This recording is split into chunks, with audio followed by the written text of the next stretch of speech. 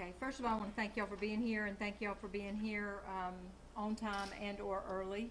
And I guess I fooled myself into getting here extra early as well. I also need to thank County Council for allowing us to use this great room for our meeting today. And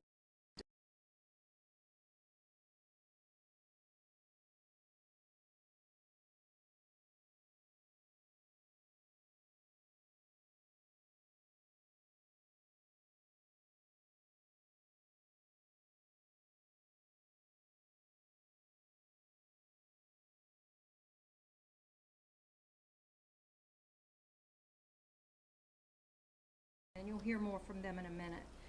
They've been helping us do a deep dive into race equity at the prosecution level. Now, you've seen around the country and even around Charleston County information about race equity reports when it comes to law enforcement. And those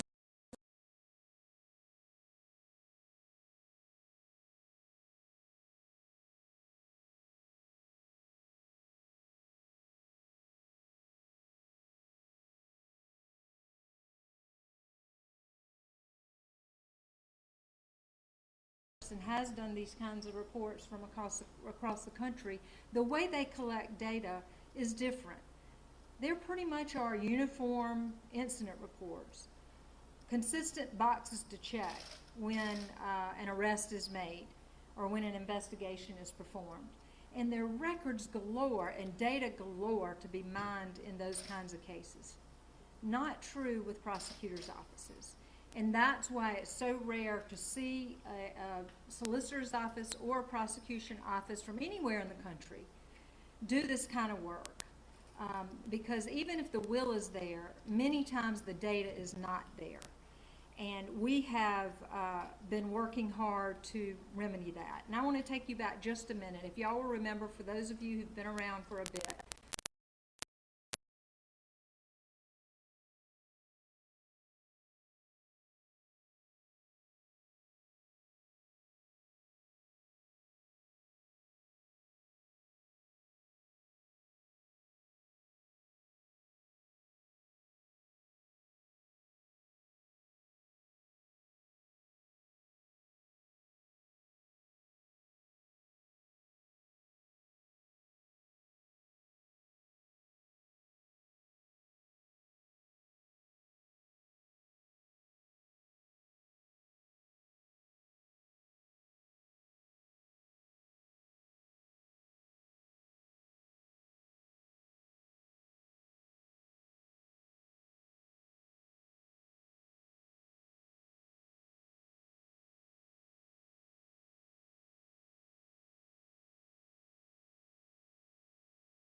towards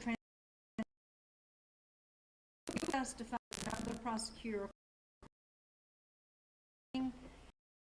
easily access out what their position was in court on a whole host of cases. It may be in the public record, and it may be where if you file a FOIA or if you go pay money at the clerk's office, you can go find that position, or you can order a transcript. That's how it used to be done. You'd have to order a transcript to see what the prosecutor's position was.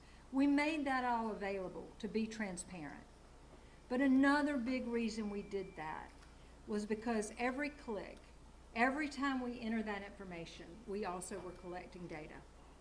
And we were doing that because we knew that we needed to be accountable to the public for what our decisions are. And we needed to show the public that we are fair, and that if we weren't fair, we could discover that and do something to remedy that situation.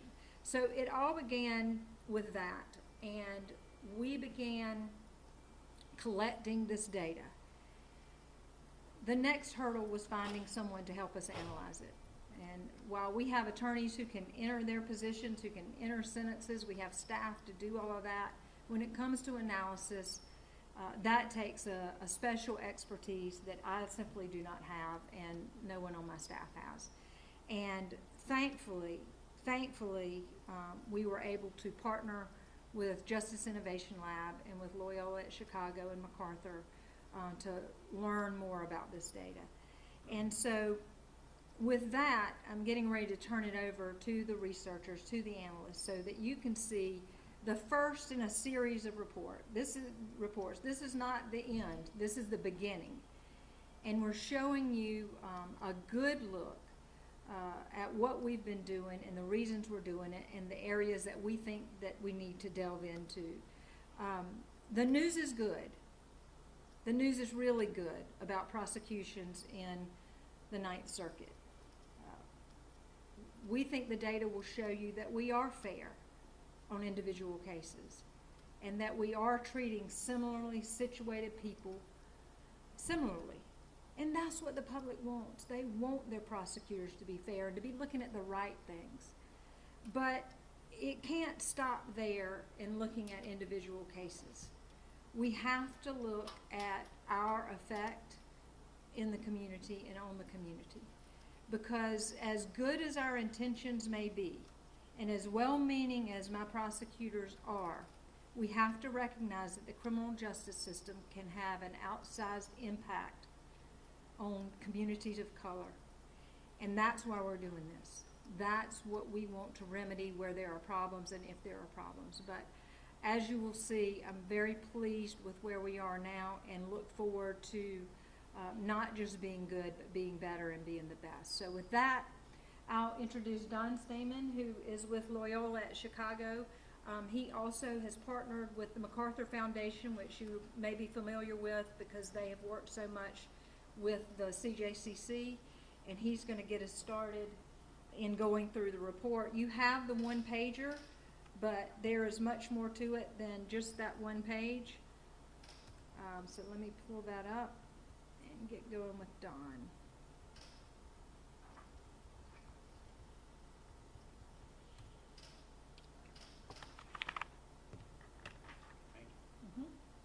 Thanks, everybody. Hi, my name is Don Stamen. I'm the chair of the Department of Criminal Justice and Criminology at Loyola University Chicago. For the last 5 years, I've been part of a project called the Prosecutorial Performance Indicators, a MacArthur-funded project under the Safety Justice Challenge. With colleagues at Florida International University, we've been working with about 20 prosecutors' offices across the country, including here in the Ninth Circuit Solicitor's Office, to try to develop a set of metrics that prosecutors' offices can use to measure their success towards a series of goals around efficiency and capacity, community safety and well-being, and justice and fairness in how they process cases. I just want to echo something that Solicitor Wilson said. Prosecutors are increasingly expected to collect data. They're expected to employ that data to look at their decisions and use it in their decision making. And they're expected to use that data to communicate with the public about what their offices are doing. While many offices continue to struggle to do that, the Ninth Circuit has taken a bold step and using the data that they do collect to look at the outcomes that they get in their office, and more importantly, specifically to look at how those outcomes might differ across people of different racial or ethnic groups.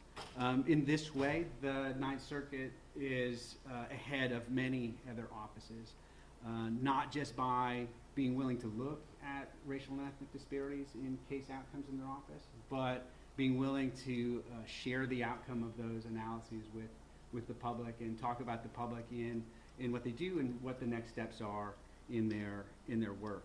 I'm going to talk a little bit about the report that we put together. First, just to start, I want to talk a little bit about what it's based on. So all of the data that we relied on came from the office's own case management system. As Solicitor Wilson pointed out, it's data that they collect, that their attorneys and their staff collect on cases. We looked at all cases that were referred to their office between 2015 and early 2020. We wanted to stop collecting data before the court closures took effect, so what we're looking at is what happened before courts closed in 2020. The report that we're about to show you looks at disparities in outcomes or differences in outcomes between black men and white men only. Those two groups make up about 81% of the cases who are referred to the solicitor's office. For this particular report, we're only looking at outcomes for individuals who were arrested in Charleston County. Subsequent reports that will come out will look at defendants in both county, Charleston and Berkeley counties, and will include analyses of outcomes for women defendants as well. What we ended up looking at was case processing from when a case was initially referred to the office through until it was finally disposed at sentencing. So what we're going to show you is really 4 different stages of the process that we looked at. The report is online. It's meant to be looked at online. It's interactive to a certain extent, so that as you scroll through it, the outcomes and the analyses kind of reveal themselves. I'm going to scroll down just to the first part so we can get an idea of how it works. I wanted to walk through, folks, just kind of what they'll be seeing. So as I said, we look at 4 decision points in the processing of cases. Whether or not cases are dismissed after they're initially referred to the office, meaning that all charges in a case were dismissed. We then look at plea negotiations, which is about whether charges or cases were dismissed as part of a guilty plea process. We look at changes in charges from when they were initially referred to the office through when they were disposed to see if cases get more serious from filing or from referral through disposition, or whether they get less serious. And then finally look at the imposition of custodial sentences. So we look at differences in whether people once convicted are getting a sentence to jail or to prison following conviction. Each one of the sections kind of follows the same format.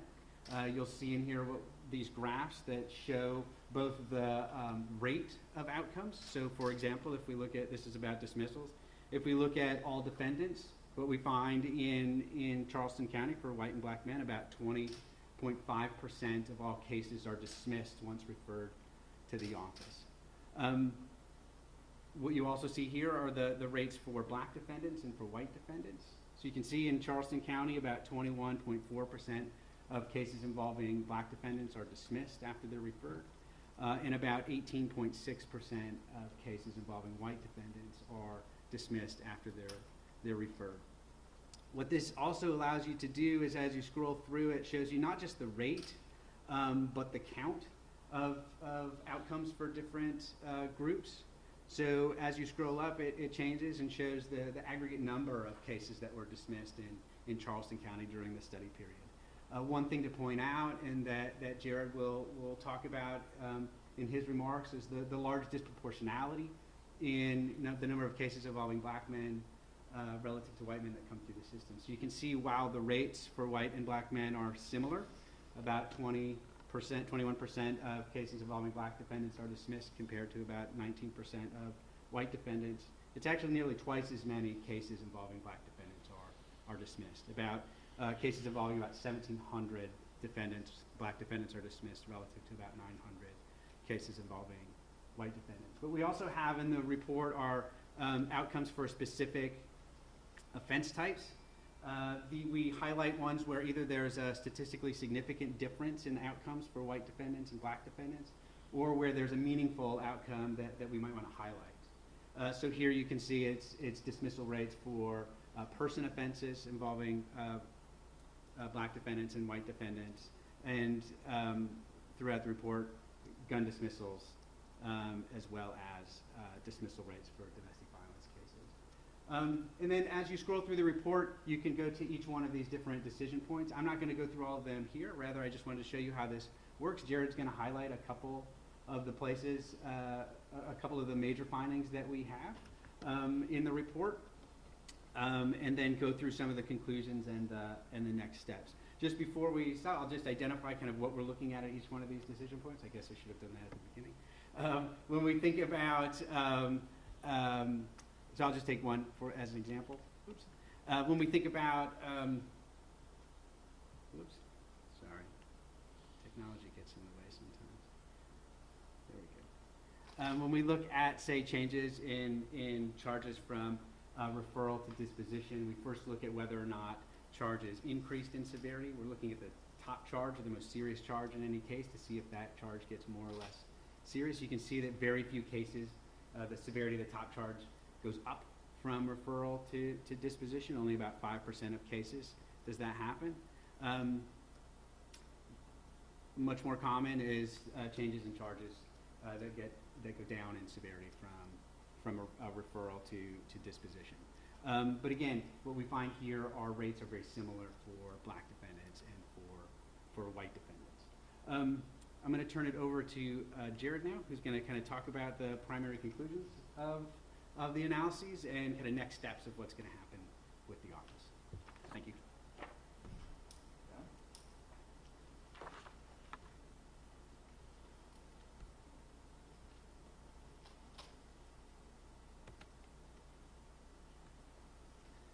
Thank you, everyone. My name is Jared Fishman. I'm the founder and executive director of Justice Innovation Lab, and for 15 years of my career served as a prosecutor, most of those as a federal prosecutor for the Department of Justice.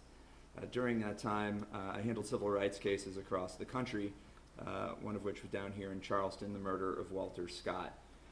During the course of the investigation and prosecution of the murder of Walter Scott, I got to work quite closely with Solicitor Wilson, and ultimately, through our partnership, work to secure justice for the Scott family and hold the officer accountable who murdered Mr. Scott. And while holding that individual officer accountable was significant, that case also exposed a lot of significant problems as it related to treatment of black individuals in Charleston. And in the aftermath of that case, Solicitor Wilson and I had many conversations. What can we do to ensure that this office here in Charleston and policing in this community more broadly is fair and equal? It's a fundamental question that I think this community has been asking. We have seen questions as a result of the audits of Charleston Police Department, of North Charleston Police Department, and Solicitor Wilson had been collecting data about decision points of her prosecutors for many years with the hope of trying to find out, was this office exercising its decisions fairly and justly? At the end of the day, what this community demands and what this office wants to do is to ensure that its decisions are both leading to safer public outcomes, ensuring public safety, while at the same time making sure that it's exercising its discretions fairly and justly across the board. And Solicitor Wilson came to me and said, do you think we can use this data to do our job better? And I can tell you that while data has becoming more important within law enforcement, within policing, even within prosecution, there are few offices who are willing to look as hardly and as deeply at its own decisions because they want to do better. And not only do they want to do better, they want to engage in a conversation with this community on the role that prosecutors can play in doing their jobs better. And so Justice Innovation Lab was created to answer this question. Can we use data to do our jobs better, to make sure the community is safe but also fair? And we put together a team at Justice Innovation Lab that includes former prosecutors, includes data scientists, includes economists, includes leadership coaches, includes people who work on best practices for adult learning, so that we can try to understand what is happening here, so that we can understand how is it affecting the lives of the people in your community, and then how do we fix the problems that we see. A lot of the data analysis that we see around the country often points out problems. As Solicitor Wilson said, this report is just the first step. Our goal is not only to point out the problems, but our goal is to fix them. And we start that by asking hard questions of ourselves, asking hard questions of the data, and then making the structural changes. I think as a prosecutor, a lot of times we look at these individual cases that are in front of us. We try to do the best on these individual cases. And yet, when we can take a step back, we can have a better understanding of how processes and procedures can sometimes lead to unequal effects, even when people don't have that intent. And I think that's often hard for people to get their heads around. How can people who are acting fairly and justly still wind up with drastically unequal effects? And I think the real goal of this project is to understand the role that prosecutors can play, the role that the community can play in actually reversing the effects. Because at the end of the day, it's important to understand everyone's intent, but I think everyone's goal is to improve outcomes so that outcomes themselves are fair and just. When we started looking through these decision points, as Don said, we were looking at 5 decision points, starting with arrest. That decision is not made by this office. But then as the case moves through the system, what happens? What happens with plea negotiations? What happens with dismissals? What happens ultimately with the question that most people want to know in terms of sentencing? Who is incarcerated for how long, and are there disparities in how that plays out. So our findings, we start with arrest. I think it's vital to understand what is entering the system, because what enters the system affects every decision that happens next. And as it relates to general sessions cases, so these are the cases that go before the solicitor's office, we know that black men are entering the system at 5 times the rate of white men on a per capita basis.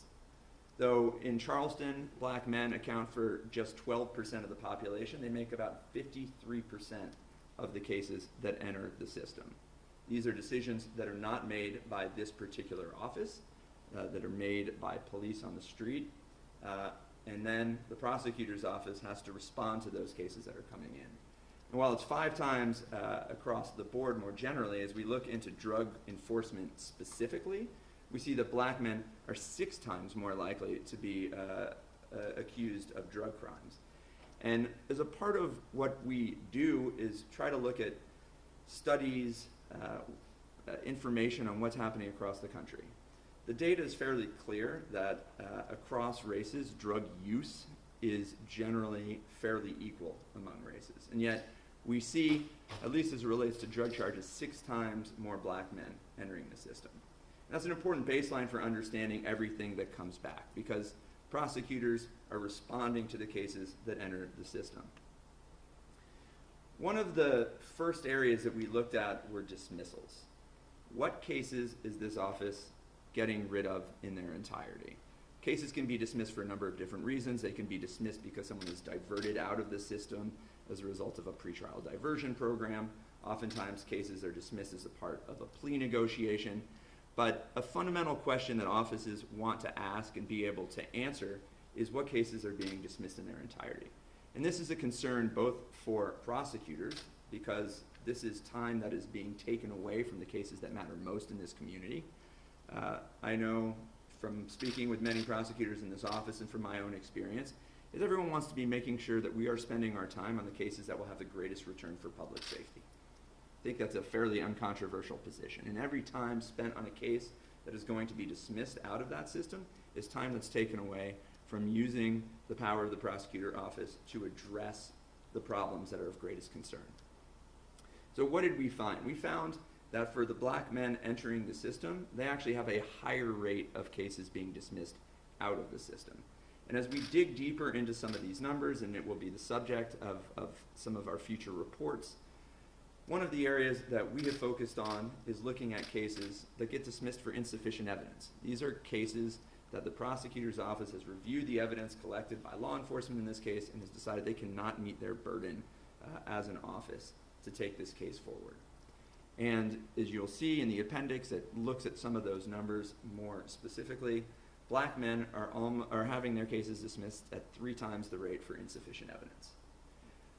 When we look at what we can do about it, and the discussions that we're having in this office, again, our goal is not to just point out the numbers, our goal is to do something about it. And we're working with this office closely to be able to do earlier screening, having greater standards for what cases should be brought into the system, what cases should be taken forward, and to get the cases that should not be in the system out of the system. That will free up time and resources to prioritize the cases that have the greatest impact on public safety.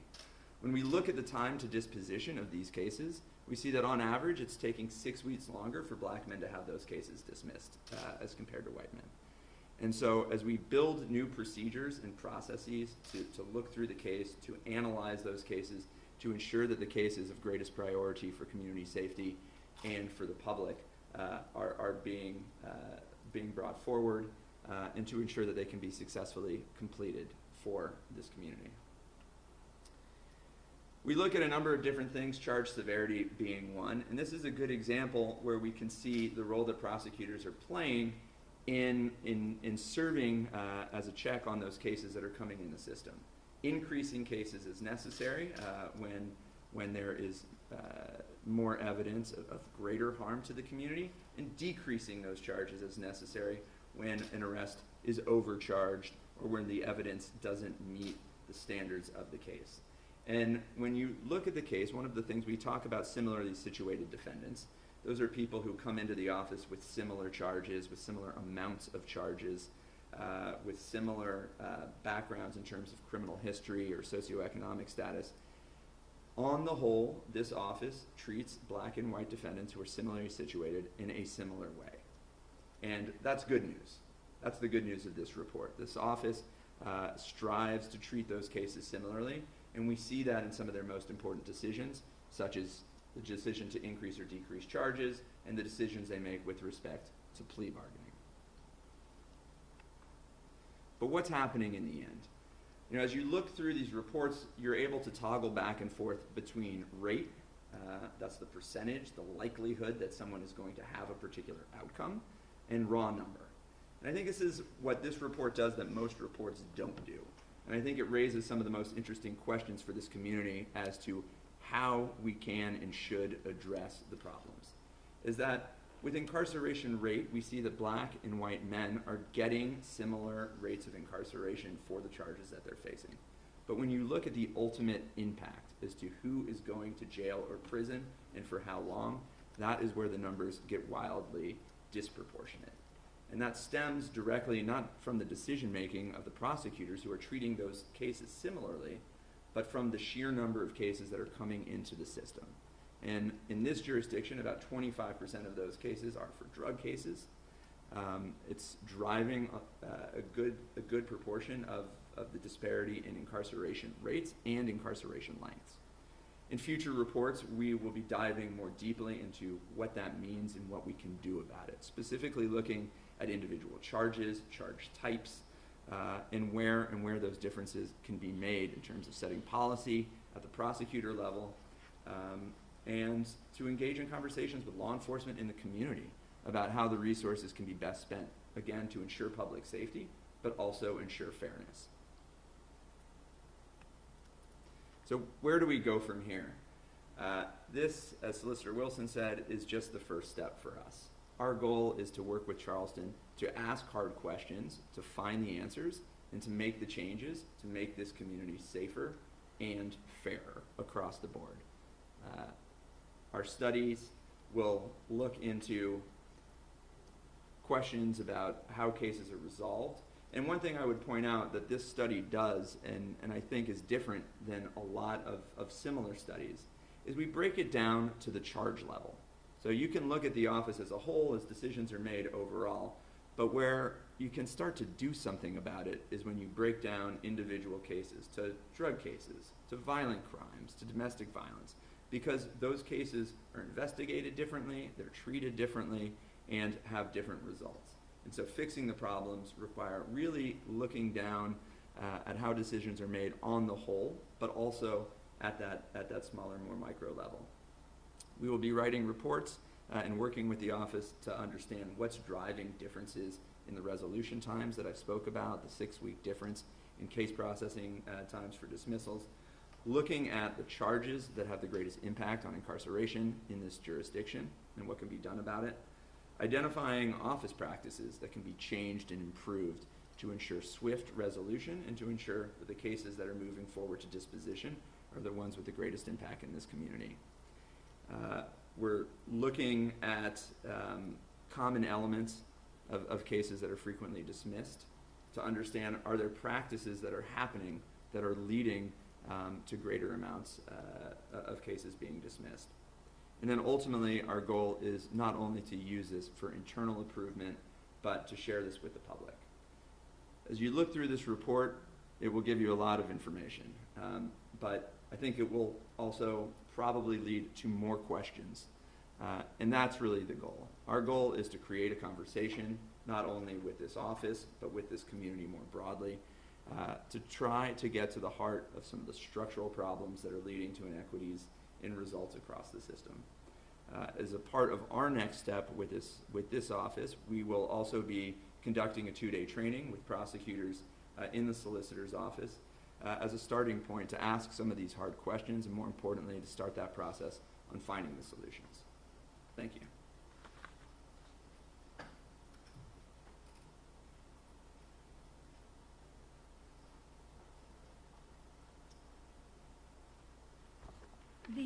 report that Jared's been referring to and that Don referred to, I know that you probably haven't had a chance, but it should be posted on my website now. And I'm going to just see if I can bring that up to show you where to go, because it is a lot of information.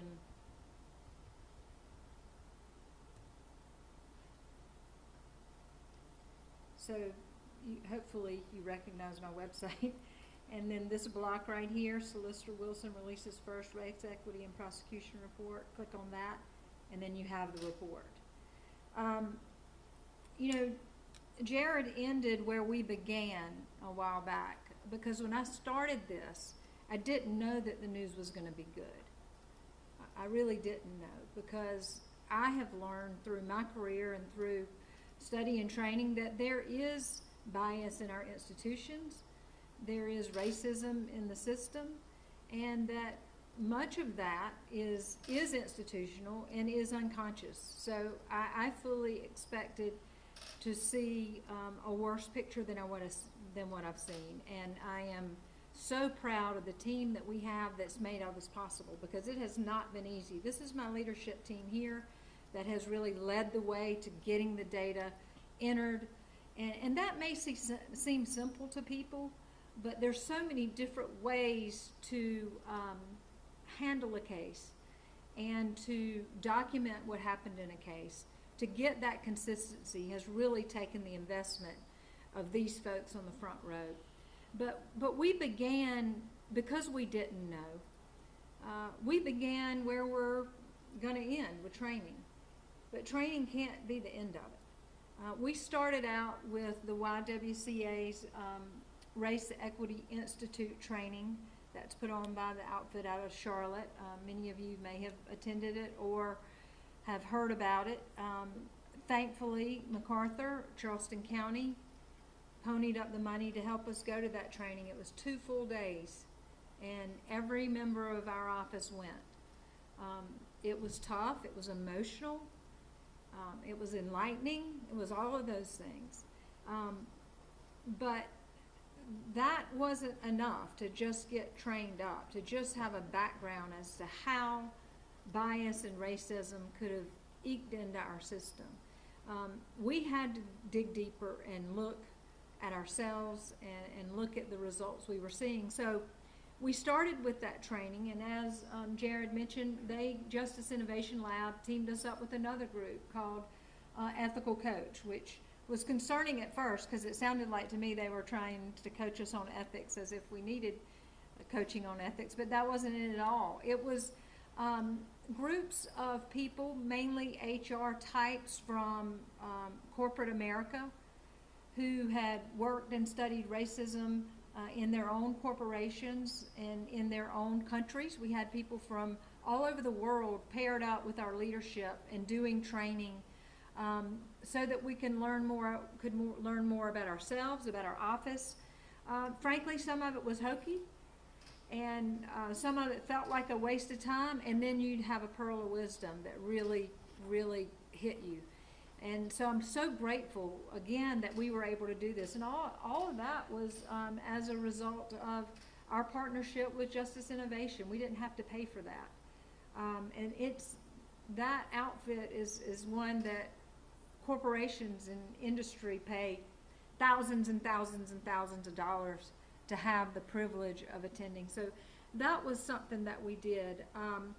And as he mentioned, we are beginning a 2-day training Thursday and Friday for the prosecutors in our office to delve deeper, to help them understand the data and not to be afraid of it.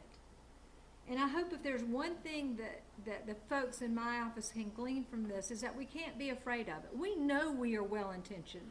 We know we are well-meaning. But we also know that our system can have impacts that even we don't intend, and if we don't look at the big, broad, overall picture, we'll miss it. If we are in our individual silo, looking at our individual case, doing everything right, the results in the community can still be something that none of us want to see. And so what that looks like in the end, I don't know. This is the beginning of a long journey, and we're in it for the long haul. This isn't a one and done. I hope that you'll be able to peruse around the report and get other information and ask other questions. We also intend to put up dashboards that show that you'll be able to toggle through male, female, black, white, different charges, so that you can see just the raw numbers of what's coming through our office and what's happening with that, with those kinds of cases, and to see the efficiencies and the inefficiencies in the system. We, as the prosecutors, are not going to be able to fix the whole justice system, but we can fix our corner. And that's what we're working on, fixing our corner of the justice system, to do what we can to see that it's better. You'll see very soon the dashboard that shows continuances and what happens with cases that are on a docket for trial. Why do they disappear? What happens to them? Who's moving for a continuance? If it's because there's no discovery, what agency is having a problem with that? Think about the stat that you heard, and you'll be able to look at when you go back to your offices. 3 times the number of black men have their cases dismissed for insufficient evidence. Surely we can help law enforcement do something about that, and either make a case that sticks because the person deserves it, or dissuade charges from being made on flimsy evidence. We aren't talking about not prosecuting people who deserve and need prosecuting. There are plenty of those. But there are also people who are being trapped up in the system, who are having their lives altered on flimsy evidence. And I am very proud that our office is taking that funnel and making it smaller and smaller. There's more work to be done, but we've set out about doing it. There is a delay in the time that it's taking us to get a segment of cases dismissed, and we're going to delve deeper to see what that's about. Does it have something to do with attorney appointments? Does it have something to do with bench warrants being issued and cases being delayed? Does it have something to do with discovery, that being the case information that we get from law enforcement? We're going to look into those things and do our best to whittle that number down. Another thing that we've done, again, besides just training, y'all remember Bruce Durant, who was my chief deputy for a long time. He has, I guess you'd say, retired or semi-retired. He's doing a pilot project with us. And what we did was, through the coding that these folks and the people that work under them do through their coding, we took the top charges that get dismissed anyway. And we pulled those cases, those types of cases, and said, all right, what happens if we look at those sooner in the process? Because the data shows that in the long run, they're going to get dismissed for a whole host of reasons. So Bruce has started, and he's working with CPD, and he's screening those cases within days of an arrest, instead of the normal 6 weeks before we get everything we need. And that's something the public doesn't understand, and I know the media doesn't understand, because I get the calls. Y'all know more about a case before I do. We don't have warrant approval in South Carolina. I learn about cases literally from my Twitter feed. And then I make a call sometimes to see what's going on or what I need to know. In other jurisdictions and other places in the country, that's unheard of. It's unheard of not to have a lawyer who knows what the standards are, that knows what it takes to prosecute a case, to review the investigation, to help decide what the charges should be or if they should be brought at all. I doubt that South Carolina is going to change that, but what we can do in our office, and what I hope to do with expanding Bruce's role and adding to it, is to look at our 4 big agencies and look at those top charges that end up getting dismissed anyway, get to them faster. And hopefully that will help with some of this, some of these cases that are dismissed for insufficient evidence.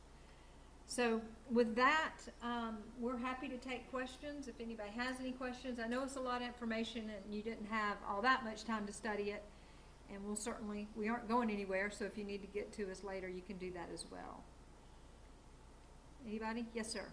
Solicitor Wilson, I know you said that there are more reports coming. Do you have an estimate on how many more reports we can expect in the future? The question was about future reports. What we hope to do is issue reports on a quarterly basis. In the meantime, I hope that we can introduce to you dashboards. The dashboards won't have as much analysis. It will be more raw numbers so the public can see what's coming in, how we're disposing of it, things like that.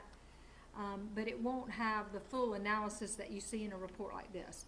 So we would hope to get you another report maybe by February. I don't know if you have a date planned, but we want to do it quarterly. And I can't explain really how difficult this is to do because of the deficiencies in prosecution, again, across the country. It's not, I'm not crawling up on the cross, claiming that we are just unusual in not being able to collect data. It's a problem across the country. And we're taking a case management system that isn't exactly designed to do this kind of work and trying to tweak it to make it do this kind of work, or at least to get them clean enough data to do this kind of work. So as simple as it may seem, it's not that simple, and it takes a lot of discussion and a lot of analysis on their part. But we hope every quarter for the next 12 months to be able to bring you reports. If we get done before then great. The better our data gets, the better that our folks get at entering data, the easier that will be. Anybody else have anything? Ma'am, is there 4 decision points or 5? I've heard 4 and I've heard 5. Well, you want to go through the ones? Sure. We're looking at 5 decisions altogether, so including the arrest, which takes place before it comes to the office, and then the 4 decision points within the office, from dismissals, plea negotiations, sentencing, and increase or decreasing of charges. Over time, we hope to add more decision points, from everything to understanding how diversion decisions are made. But again, as Solicitor Wilson explained, these systems were not meant to be used to do this kind of analysis. They were meant to make sure lawyers show up on time for court and make sure that everyone knows what happened at the end of the case. And so we're using these, and as the office has more and more questions, we're creating new ways to intake more information. So with the screening process that Solicitor Wilson talked about, we can now collect data on what's driving those cases. Was it a traffic stop? Where did it take place? And as we get more and more information, we can be smarter about where the fix is. What we're learning from this data, and also from our work with the CJCC, is it's not the cases that get the most attention from the public that have the greatest impact on the community. It's not the way murder cases are handled or investigated or prosecuted. It's not the way rapes and armed robberies are investigated or prosecuted.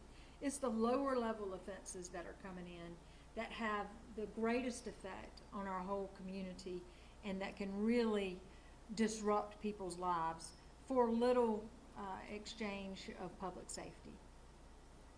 So we're really looking at those, and of course when we get the dashboards up and ready for you to cruise around on, you'll be able to look at all of those cases. But frankly, there just aren't enough of those most serious cases either for us to do much in the way of trends or patterns. Yes, sir. Yeah, I mean, it sounds like drug offenses are driving a significant amount of the disparity. Have you thought about perhaps exercising your discretion not to charge those cases and simply, let them go? So the question was, because we know that drug cases come into the office at a much or at a great disproportionality for white and black people, and have we thought about not prosecuting those cases? I am not going to take it upon myself to decriminalize drugs. Our legislature is here to do that. I do think it's important that we look at how we prosecute them and what the public wants out of those prosecutions.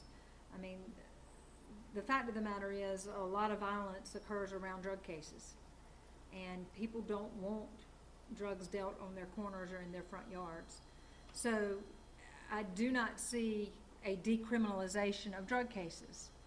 I do, however, see us examining those cases faster and making decisions quicker when we know that we don't have the evidence to support it. When a car is stopped with 4 people in the car and a bag of cocaine under the seat and 4 people get charged, we're not going to be able to prove that case.